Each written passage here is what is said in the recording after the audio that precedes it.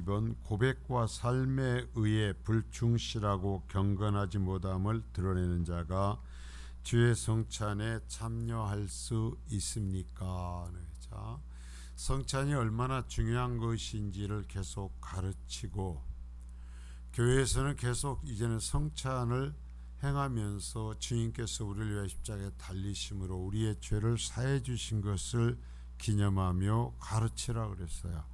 그 은혜를 누리라 그랬죠. 그런데 문제는 뭐냐면, 자, 교회 밖에 있는 사람이 아니죠. 교회 안에 있으면서 세례를 받고 예수를 믿노라 하면서 합당하지 않은 삶을 살면서 성찬에 참여하는 사람이 생긴다라는 거예요. 그럴 경우에 어떻게 해야 될 것인가? 1차적으로 하나님 말씀하십니다. 본인을 살펴라. 본인을 살피고 합당하지 아니할 경우는 참여하지 말라. 이것이 주님의 명령이에요. 그럼에도 불구하고 합당하지 못한 자가 성찬에 참여하려 할 때 교회는 어떻게 해야 될 것인가 라는 거예요. 그러면 그러한 경우에 교회는 어떻게 해야 될 것인가? 이게 그냥 놔도 요즘 같으면 그러는 거예요. 아이고 뭐 목사님 거기 하나님이 알아서 하시게 해야지 왜 목사님이 뭐 이렇군 저렇군 합니까? 만일에 말이죠, 제가 해가지고 당신이 이런 측면에서 이번에 성찬에 참여하지 마시오 하면 어쩔 것 같아요? 아마 큰일 날 거예요. 그러나 분명히 하나님은 말씀하여 참여시키지 말라. 더럽히지 말라. 그렇게 참여하는 경우에는 그 사람만이 아니라 교회 공동체가 함께 죄를 짓는 것이 돼. 그래서 이 성찬에 참여하지 못하게 하는 교회 전통이 이 교회에 남아있기는 해요. 법적으로 남아있기는 해요. 그래서 징계를 내리는데 교회에서 징계를 내려라 해서 법으로 정해놨는데 그걸 뭐라고 하냐면은 수찬정지라 그래요. 성찬에 참여하는 것을 정지시킨다 이게. 이것이 법적으로 수찬정지라는 조항이 있어야 될 정도로 하나님은 강력하게 합당치 못한 자가 절대 성찬에 참여하지 못하게 하고 있다라는 얘기야. 자, 답을 봅니다. 주의 성찬에 참여할 수 있습니까? 그랬잖아요. 답이 딱 단호합니다. 안 됩니다. 절대로 그래서는 안 된다라는 거야. 이게 우리 개혁교회의 명확한 입장이에요. 그럼 어떻게 해야 될까? 본인이 자신을 살피고 참여하지 않으면 괜찮은데 교회가 볼 때 또는 목사 볼 때 그 사람이 합당치 않음에도 불구하고 성찬에 참여하고 할 때 어떻게 해야 될까라는 얘기가 되는 거죠. 안 됩니다.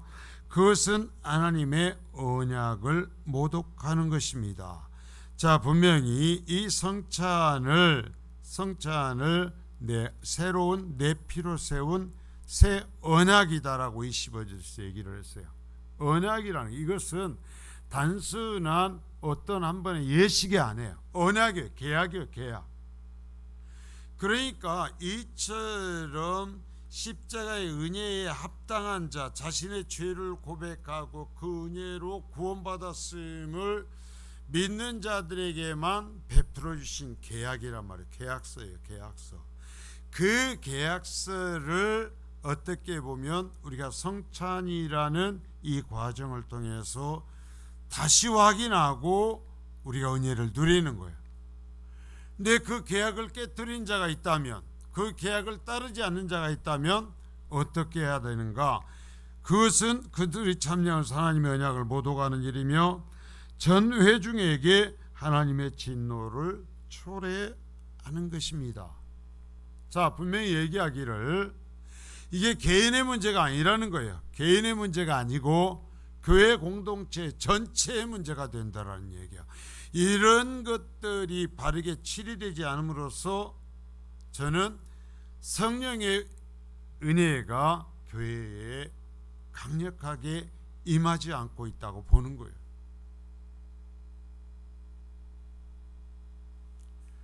따라서 그리스도 및 사도들의 교훈에 따라 그리스도의 교회는 천국의 열쇠를 공적으로 사용하여, 자, 교회에 천국의 열쇠를 주어서 교회가 땅에서 매면 하늘에서도 매이고 땅에서 불면 하늘에서도 불린다고 주님이 명확하게 말씀하셨어요.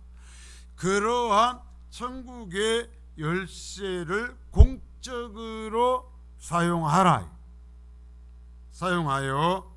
그들이 회개할 때까지 그들을 성찬에서 배제시킬 뭐라고 그랬어요?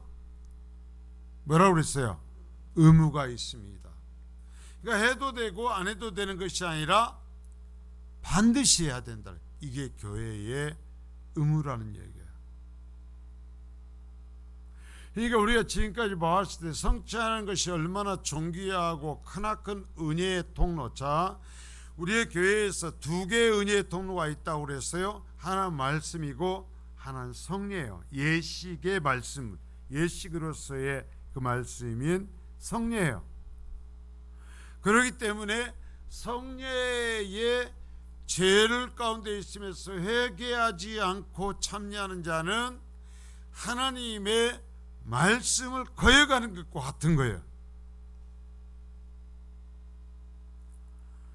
그러므로 말씀을 거역하는 것과 같은 그 일이 교회에게 그냥 공공연하게 벌어지게 되는 것은 교회가 공적인 책임을 진다. 모두가 하나님 앞에 책임을 진다. 이 가르침이 이 개혁교회의 가르침이에요. 그러면 진짜 그랬었을까? 예. 초기에 이 교회에서는 이 수찬정지를 시키는 게 아주 강력하게 집행이 됐었어요. 교회가 명하면 해벌을 할 때까지 성찬에 참여하지를 못해요.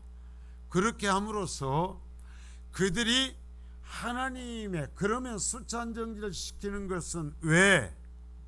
수찬정지를 당함으로써 죄를 회개하도록 촉구하는 거예요. 촉구하고 수찬정지를 당한 사람을 다른 공동체가 보면서 그와 동조하지 못하도록 교회가 선을 긋는 거예요. 선을 그어서 합하지 못하도록, 함께 죄에 합하지 못하도록 하는 효과가 있어요. 근데 이게 행해지지 않으니까 교회 안에서 죄가 세력을 키워요. 그래서 성찬을 자주 행하면서 수찬정지라는 걸 통해서 불순종하고 하나님을 거역하는 자들을 회개시키는 수단으로 사용했었다라는 얘기예요. 이게 회복되어야 교회가 순결해져요. 뭐 그렇게 시끄럽게 하고 힘들게 합니까? 아니요. 하나님이 말씀하신 게 옳은 거예요.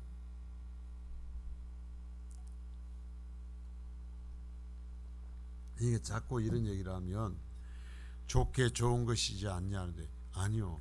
하나님의 교회는 좋은 게 아니라 하나님이 좋다고 한 것만 좋은 거예요. 자, 1번. 주의 성찬은 철저히 자기 점검을 요구하고 있다. 성찬에 먼저 자기 점검을 요구해요. 자, 교회가 이 사람을 점검해서 치리하는 수찬을 정지시키는 것 이전에 자기가 자기를 점검해야 한다. 끊임없이. 뭘 기준으로? 말씀이야, 말씀. 다른 건 없어요.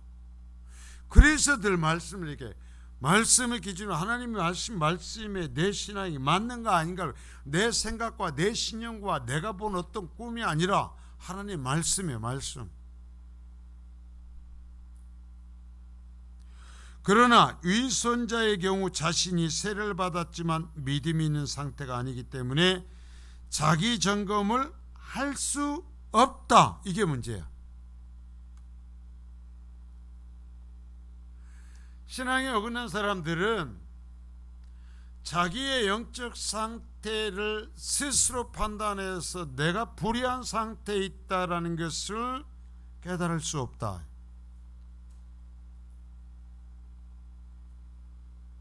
또 하지도 않는다. 그래서 그 홍교회가 아까 얘기한 대로 공적인 천국의 열쇠를 갖고서 닫고 여는 일을 해야 된다라는, 이것 때문에 할 수도 없고 하지도 않기 때문에. 이렇게 아직 믿음이 없는 자들은 자기 자신을 돌아보지도 않으며 돌아볼 수도 없다. 돌아보지도 않고 돌아볼 수도 없어요. 아무리 얘기하시고 뭐냐, 나 의롭다라는 거예요. 계속 하는 얘기가 나 문제없다라는 거예요. 그리고 말씀을 얘기하면 말씀이 가혹하고 말씀이 잘못됐다라는 거예요. 말씀이 그러할지라도요. 그러니까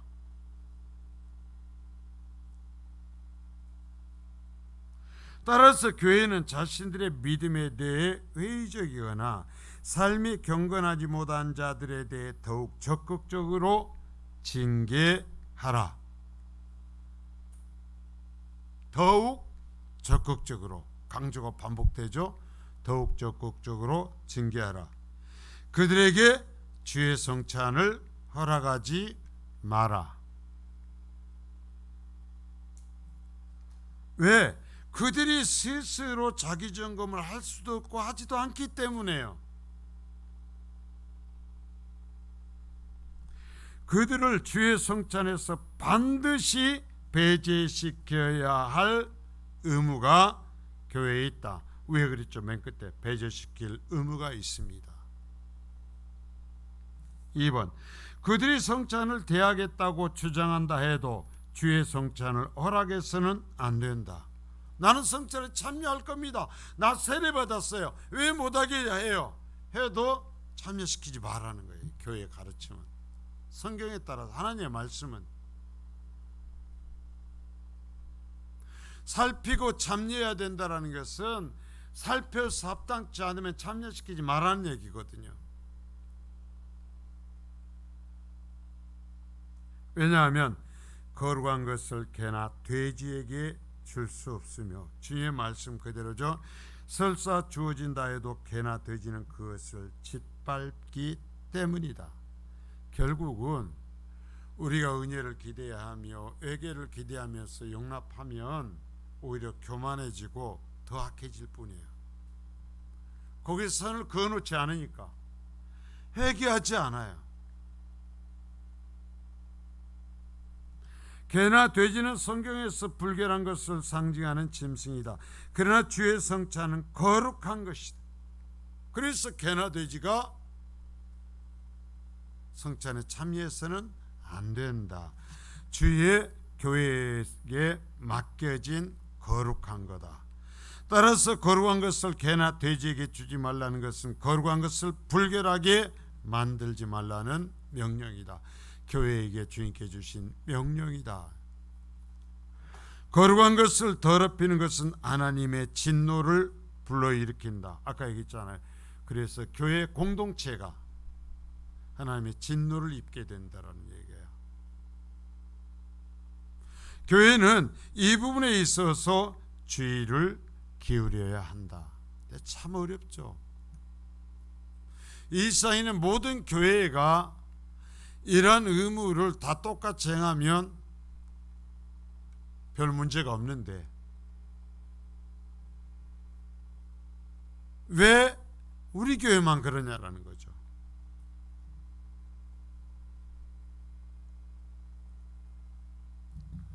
(3번) 악한 자와 믿음이 없는 자를 주의 성찬에서 배제하라. 하나님의 언약을 더럽혀서는 안 되기 때문이다. 왜냐하면 이것은 언약, 계약서라는 거예요. 계약서. 그 계약서를 하나님이 쓰신 그대로야 그 계약서는 유효한 거예요. 근데 그 계약서를 바꿔버리고 부정하면 그 계약서가 유효해요, 유효하지 않아요? 내가 여기서 전세 계약을 맺었어요. 아니면 돈을 왜 빌렸어요? 그래갖고 계약서를 썼어. 근데 거기에 가지고 1억 원을 빌렸는데 내가 거기다 지우고 내 도장 찍고 5천만 원 하고 쓰면 5천만 원이 되는 거예요? 아니죠.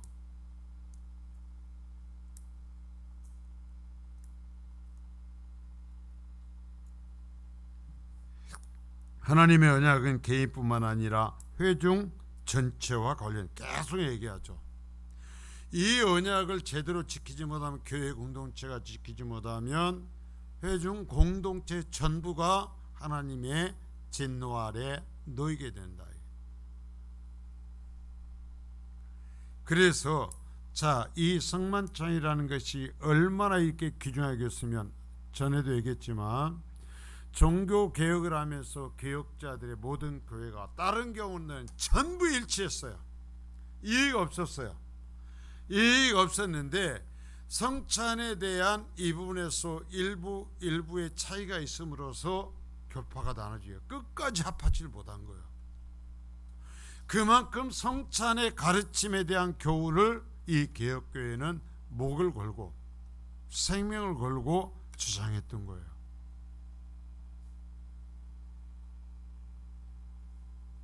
개혁교회가 교파가 쪼개지는 한이 있어도 아닌 것을 끝까지 아니다고 한 거죠.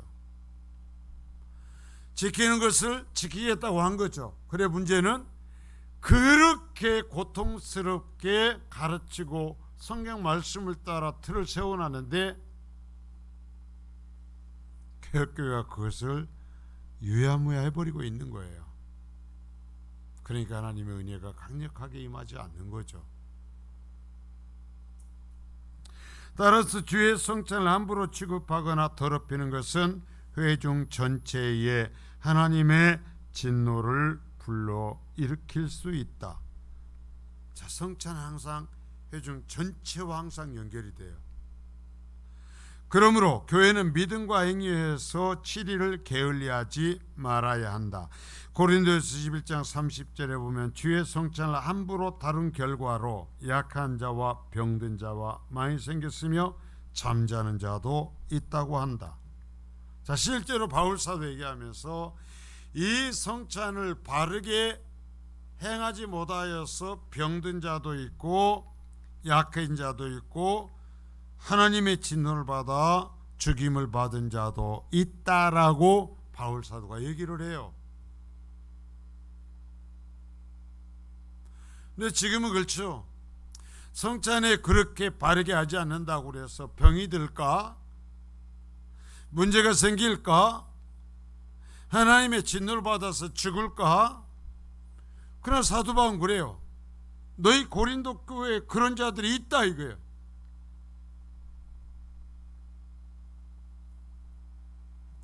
이것은 영적으로뿐 아니라 육체적으로도 징계를 받는다는 의미가 된다. 영적으로만 아니라 이런 하나님의 징계가 육체적으로도 나타난다라는 얘기예요. 왜? 성찬은 언약, 계약이기 때문에 계약을 더럽히고 내가 내 멋대로 짝짝 긋고 그 계약서를 무효화시킨 책임이 있기 때문에. 잠자는 것은 죽음을 의미하는 것이다. 이에 대한 해설이죠. 그러니까 바울 사도의 이 말씀을 따른 바울 사도가 기록한 이 편지가 성경이라면 성찬에 바르게 참여하지 못해서 하나님의 진노를 받아 죽은 사람이, 멸망한 사람이 있다 없다? 있다. 그러면 지금도 그럴 수 있다 없다? 있다. 4번, 이렇게 믿음 없는 자와 경건치 못한 자와 유선자를 주의 성찬에서 배제하는 것은 그리스도와 사도들의 가르침에 기초를 둔 것이다. 결국 성경에 기초를 둔 것이다 라는 얘기죠. 그리스도는 네 형제가 죄를 범하거든 가서 너와 그 사람과만 상대하여 권고하라. 자, 1대1로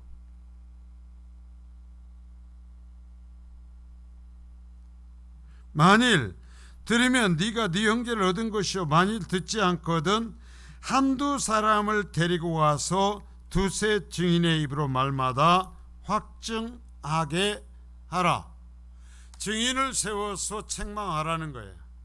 증인을 두고 내가 당신의 이러한 것이 하나님의 말씀에 어긋났기 때문에 하나님의 말씀에 따라 당신에게 회개를 촉구합니다. 그것을 여기 두 사람을 증인으로 세워 하나님 앞에서 당신에게 회개를 촉구합니다 하라는 얘기죠.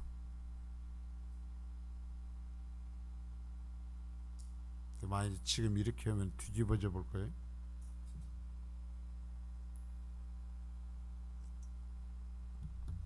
만일 그들의 말도 듣지 않거든 교회에 말하다. 공적으로 공포하라는 거예요. 교회에 선언하라. 누구누구가 이처럼 하나님의 말씀에 순종치 않는다. 공적으로 선포하라. 그러나 요즘은요, 목사 권면도 힘들어요.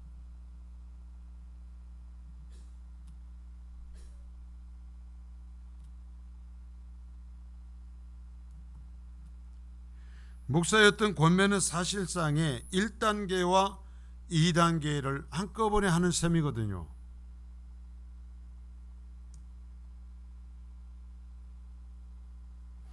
그래서 교회의 말도 듣지 않거든. 교회가 공적으로 그래서 그 사람에 대해서 어떠한 문제를 공포하고 회개를 촉구해도 그 말에 순종치 않거든 이방인과 세례와 같이 여겨라. 예수님께서 이 교회 공동체, 예수 제자 공동체에게 주신 법이에요. 이건 법. 7위의 법, 단계.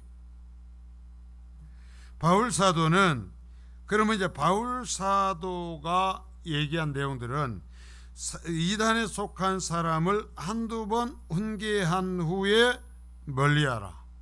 자, 그래서 확실히 이단에 있는 사람들은 교회 안에 있는 사람들과 같이 다르지 않습니다. 한두 번 경계한 후에 그들은 잘라버립니다. 왜? 자기가 이미 이단에 빠지고 그릇된 가르침에조차 내가 하나님의 말씀에 순종치 아니하고 어긋난 길을 가는 것과 이건 달라. 이건 완전히 이단의 그릇된 가르침을 받아들이고 그들의 가르침을 따르는 거예요. 이단은 이미 그래서 영적으로 완전히 가버린 거예요. 이 사람들은요, 이 교회사듯이 이러한 단계의 훈계에 먹히질 않아요. 그러니까 할 필요가 없어요. 그러니까 당신이 이러이러한 면에서 당신은 이단에 속해 있다, 회개하라 얘기하셔도 다른 소리 하면 저주해버리고 끊어버리라는 거예요.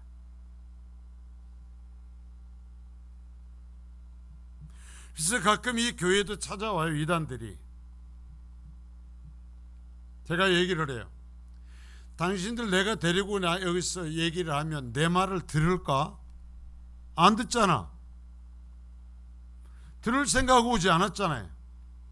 그렇다면 내가 당신들 말을 들을까? 당신들은 우리하고 나하고 상관이 없어. 가. 제가 정말 막 거의 반말로 다시 해버리면 가. 당신들하고 나하고는 달라. 가. 왜? 그것은 자연인으로서가 아니라 목사로서 하는 것이기 때문에 여기서 말씀하신 대로예요. 형제들아, 우리 주 예수 그리스도의 이름을 너에게 명하노니 게으르게 행하고 우리에게서 받은 전통대로 행하지 아니하는 모든 형제에게서 떠나라.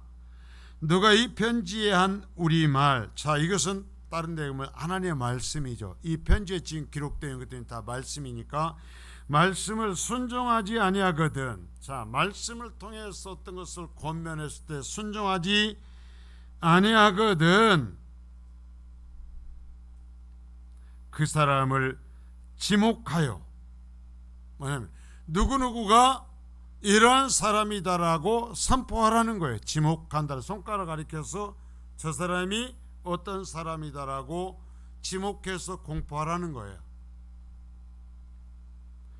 그리고 사귀지 말고 그로 하여금 부끄럽게 하라. 제가 앞에서 얘기했죠. 그러나 이것은 뭐예요? 그렇게 함으로써 본인이 회개할 기회를 얻게 하고 다른 공동체의 성도들이 그 사람에게 물들어서 멸망의 길에 함께하지 못하도록 하기 위함이라 그랬어요. 그래서 그처럼 지목하여서 그로 하여금 부끄럽게 만드는 것은 원수와 같이 생각하지 말고 형제같이 권면하라. 이건 뭐냐면 회개하고 돌아서기를 바라는 마음으로 그렇게 하라는 거예요.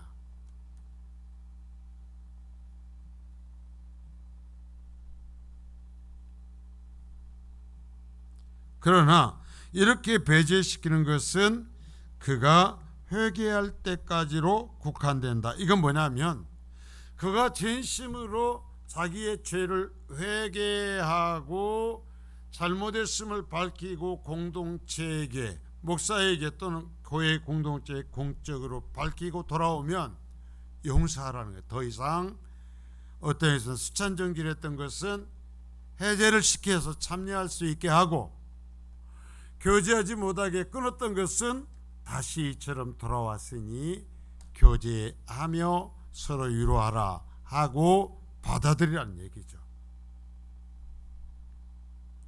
또한 이러한 성찬에서의 배제는 교회의 직원에 의한 것이어야 한다. 이건 뭐냐면 서로 간에 직원들끼리 해가지고 교회 성도들끼리 해가지고 뭐다가 나하고 저 사람은 마음이 안 맞으니까 너들 다음부터 성찬이 참여하지 마. 이건 안 된다라는 거예요. 교회 직원이어야 해요. 결국은 교회의 공적인 권위와 절차에 의하여. 이것이 조직교회에서는 당회를 통해서 이루어지죠. 그래서 당회원들은 자신들의 영적 상태를 성경 말씀에 따라서 경건하게 관리할 책임이 있어요. 보세요.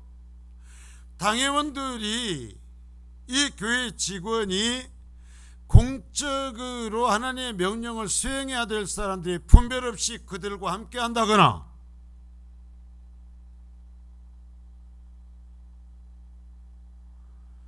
공적으로 그들을 옹호한다면 결국 뭐냐면 공교회를 무너뜨리는 거예요. 그래서 당회원들은 항상 자기의 처신에 조심해야 돼. 이거 뭐냐면 개인의 처신이 아니요. 개인의 처신이 아니요. 설사 나의 가족일지라도, 설사 나의 가장 친한 어떤 사람일지라도 당회원은 하나님 앞에 서약하고 이 성도들의 영적인 책임을 지고 지도하겠다라는 서약을 기억해야 된다라는 거예요. 만일에 이런 분별력이 없으면 교회를 어지럽히는 것에 대해 그만둬야죠. 당연히 그만둬야 돼. 왜? 이것은 하나님 앞에 서약한 것이니까. 서약했어요. 할 때, 임직을 할 때 서약을 했어요. 명확하게. 하나님의 말씀에 따라 순종하겠다라는, 그때에 따라서 하겠다라는. 자, 봐요. 교회가 이 성찬이라는 것을 얼마나 중요하게 하는가. 그래서 길게 지금 성찬 얘기를 해왔는데요. 그래서 성찬이라는 것은 하나님의 말씀과 은혜의 수단이요. 딱 두 개의 은혜의 수단이요. 그래서 이 성찬은 하나님의 말씀에 근거해서 해요.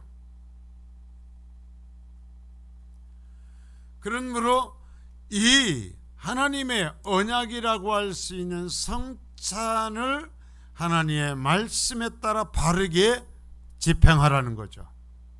그럴 때 하나님의 은혜가 임하고, 만일에 그러하지 못할 때에는 본인이 살피고 본인이 삼가야 됨에도 그러하지 못할 때에는 공교회는 금지시킬 의무가 있다. 그러면 그 금지는 당회가 없으면 목사가 단독으로 하겠지만, 당회가 조직되면 당회원들이 일할 것이기 때문에 당회원들은 누구보다 삼가고 자신의 영적 모습을 분별할 것이다 이거예요. 왜? 이게 잘못되면 내가 은혜 받냐 아니냐가 아니라 공동체 전부를 멸망으로 떨어뜨릴 수도 있다라는 거예요. 이러한 부분이 여기에서 우리에게 가르치는 거예요. 사실 이러한 것은 이러한 교리의 책, 이 믿음의 선배들 성경에 따라서 정리해 놓은 이것을 아니고, 만일에 제가 이 부분을 해가지고 어떤 설교문을 만들어 설교하면 목사가 지 원하는 것만 설교했다고 나오면서 대본에 나와요. 여러분, 하나님의 말씀을 들으십시오. 그러면서 평생 살아가면서 내 자신을 살피실 수 있기를 바랍니다. 나를 살펴야 되들. 그래서 내가 이런 오류에 빠진 것을 봤고, 여러분 자 보세요. 설사 내가 어떤 상황에 어떠한 때에 내 자신을 제대로 관리하지 못하여서 스스로 문제가 있다고 생각할 때에는 체면 때문에 성찬에 참여하는 것이 아니라 잠시 교회에 공적으로 제가 이 부분이 정리될 때까지 성찬에 좀 참여하지 않겠습니다 하는 청원을 하든가, 아니할지라도 본인이 자신을 살펴서 하나님의 진노를 받지 않도록, 또한 공교회 공동체가 어려움을 당하지 않도록 처신하는 것이 성경적이다. 그것이 성경적 가르침. 말씀했잖아요. 자신을 살피고 참여하라. 이것이 하나님의 말씀대로의 믿음이다 하는 것을 분명히 기억하실 수 있기를 바랍니다. 아버지 하나님, 정말 어렵고 힘든 부분의 말씀을 우리가 오늘 살폈습니다. 아버지, 성찬이 하나님의 말씀과 은혜의 수단임을 우리에게 알려주셨습니다. 그래서 이 공교회에 명하셨고, 명하시면서 이것을 함부로 행하지 말고 교회가 살펴 합당치 못한 자는 절대로 참여시키지 말라라는 의무까지도 부과하셨습니다. 우리가 참으로 우리 자신을 살필 수 있게 하소서. 그래서 내가 멸망에 이르거나 교회 공동체에 불의를 끼치지 아니할 수 있게 하소서. 특별히 당회원들이 이러한 책임이 부과되어 있음을 알고 자신의 신앙적 행위에 있어서 모범을 보이며 정말 성도들을 이처럼 바르게 때로는 징계하고 하늘의 열쇠를 갖고 바르게 그 권세를 행해야 될 의무가 있음을 깨달아 신앙생활을 할 수 있도록 도와주소서.